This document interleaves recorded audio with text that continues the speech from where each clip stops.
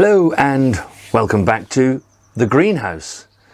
Now, as I said in the jobs for April is a really busy month. There is so much to do. There's potting on to do, there are seeds to sow, and today we're going to be in here sowing some seeds. Today is all about the cucurbit family, and that includes things like courgettes, cucumber and squash. Now, what I'm going to do today is to start these seeds off, and I've just filled a tray with compost, and then we should then be ready to plant our seeds. So I'm going to start with a courgette, and for the courgette we're going to be sowing a variety called Black Beauty.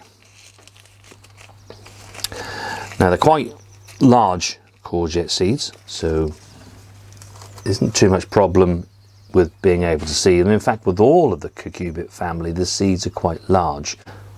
Now I'm going to sow them individually into these seed trays, and then as they germinate and are ready for us, I shall then pot them on, probably into this sort of size pot. Now, you don't have to put them into individual cell trays. You could actually start them off in a pot like this and sow 2 seeds and then thin to the strongest seedling and let the one you leave behind grow on. Now, next I want to sow our cucumbers, and we're sowing a variety called Pachysandra. And we've found this to be a really good cucumber that we can grow here in the greenhouse. They're not really long fruits, but just enough that so when you pick them,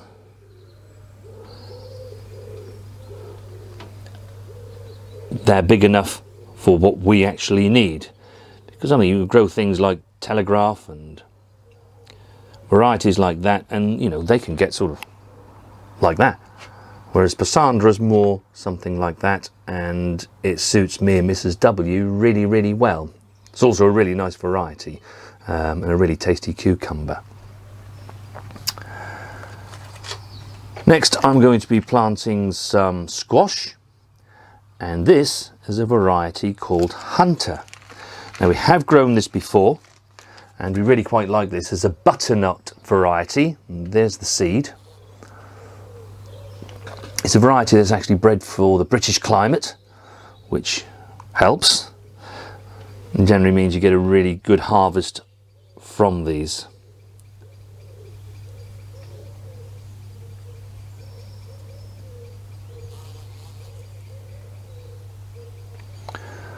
There's the Hunter.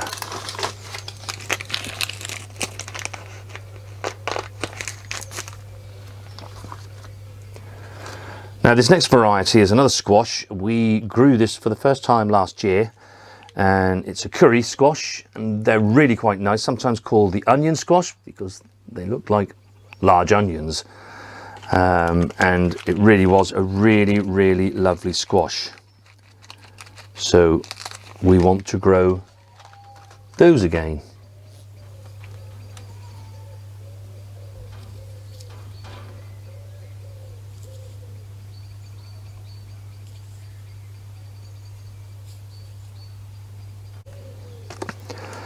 And then this last squash is a squash that Mrs. W would rather like to grow.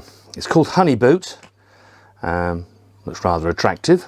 We haven't grown this one before, so yeah, it'll be interesting to see exactly what it's like. She tells me she's always attracted to rather handsome looking things, so that must be why she's with me.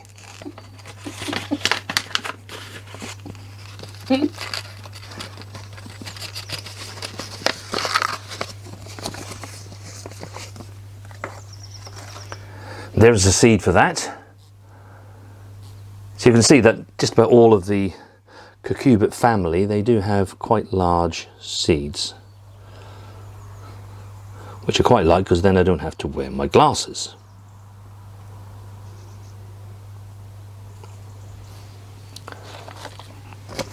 And what I am doing is, you can probably see on the camera, I'm sowing the seeds on edge.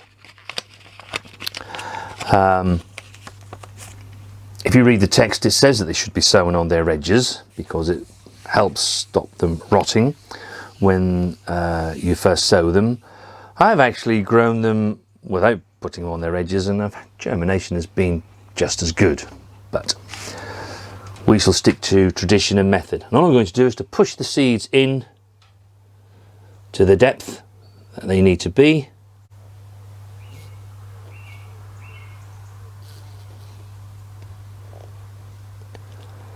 And then they're going to be good to go.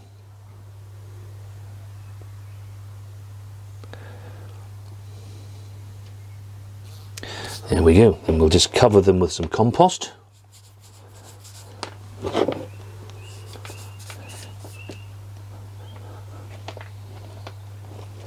Just level that off.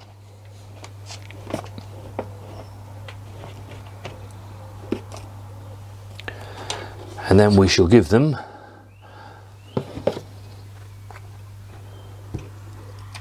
a water. Now, these seeds generally take about 10 to 14 days to germinate. They can be erratic in their germination,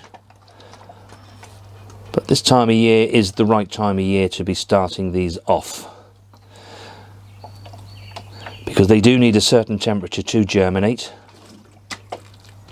So what we're going to do is, once they get to a certain size, we shall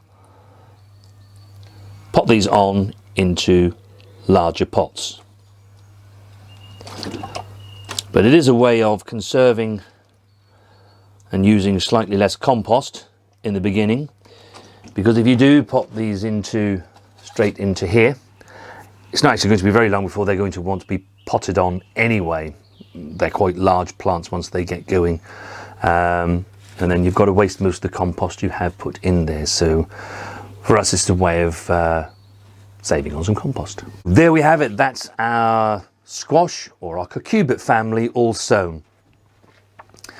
And there's courgettes, cucumber, and our squash. I want to thank you for all your comments after our last video, because we thought it was just us where we transplanted our seedlings and then they wilted and just died, or in some cases they simply didn't have any root on them. It was just a stem. And I don't know the reasons for that, but I have heard from many of your comments that you've also suffered the same problems as us. Like I say, I don't know exactly what the reason is for that. We will, do our best to try and find out, and maybe if you find out things, how your compost behaved, and maybe, I don't know, what may be in it, what's in it, what's not, then perhaps you can let us know in the comments too, and we'll let you know in our comments our findings. Really doesn't I don't think, have that much to do with what we're doing. We've been transplanting plants for many years now, so it does seem rather odd that with the change in compost that these plants suddenly wilted and died. We traditionally grow our squashes in the ground and let them sprawl and do their thing, but we're going to be growing our squashes a different way this year. But that's for a future video, and we'll show you exactly what we're going to do in the coming month. Thanks for watching, and we shall see you on the next video.